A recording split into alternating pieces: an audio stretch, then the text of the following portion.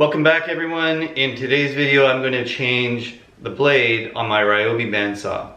So I ended up buying this one, 62 inch, 1/4 inch wide, and it has 6 TPI, teeth per inch. So that is the blade I'm going to go with.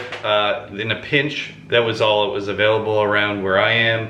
So this will do for now. I've ordered another one online, a better quality one, and that should be arriving sometime next week, but I really need to get up and running, so I'm going to change this bandsaw blade today.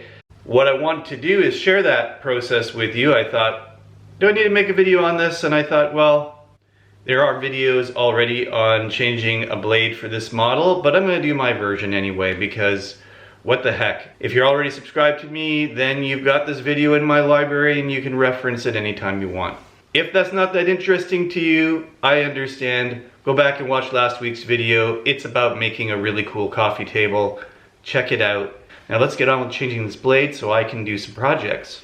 So here I am at my bandsaw. I'm going to open up the casing at the top and the bottom. And I don't know where the instruction manual is for this, so I'm like anybody else. I usually have, I see the instruction manual when it comes out of the box, and then it's somewhere in a drawer, probably.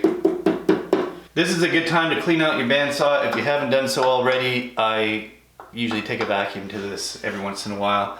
I just want to point out, inside the casing here, if you've lost your instruction manual, Ryobi was nice enough to actually put this little sticker on the inside of your top case. It tells you what kind of blade you'll need. 62 inch. There are options for this. You can use a 1/8 inch, 1/4 inch, all the way up to a 3/8 of an inch blade. That's good to know. Typically it's 1/4 inch is what I would use on this one. You have the option of ordering using metric, because they also provide the metric dimensions in here. The first thing to do is you just want to pull that open right here. And now you have access to the blade housing. That just keeps you safe while you're operating the machine. You have this little nut here, and this just has this little flange that sits in here, sort of a flange guard that keeps the blade in. If it pops out and goes flying, it prevents it from flying right off the table at you, so do not lose it. You'll want to put that back again. On the other side of the bandsaw, you will see this little lever here.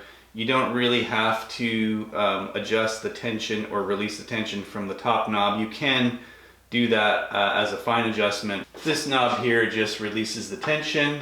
So what that does is it puts your wheel in the lower position automatically, so that it's about 1/2 inch lower now. You want the teeth facing outward.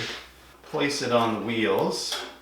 Make sure it's sitting in the center more or less. I'm going to just play with the tension lever at the back a little bit. Below the tension lever is the tracking knob, so you use that to adjust the alignment of your blade.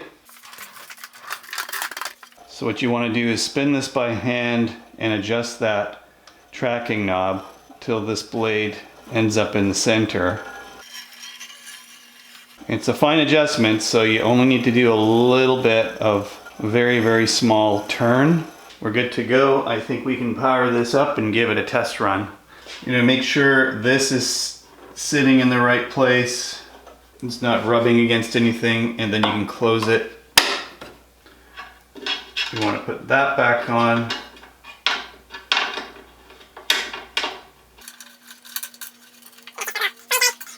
That's pretty much it.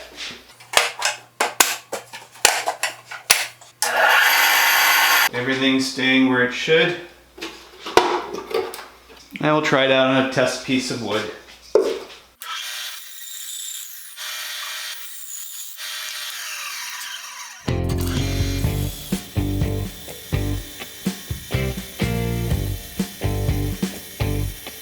So that was a pretty smooth install of the blade. I've tested it on a test piece and then carried on with a real project that I'm working on for the next video, which is coming out soon. If you have any questions, leave your questions or comments in the comment section below. I'd be glad to answer them. If you want to buy me a beer, head on over to my Patreon page over here. Don't forget to like, share, and subscribe if you haven't done so already. There are a couple of videos you may or may not have seen yet. Until next time, thanks for watching and have a great day.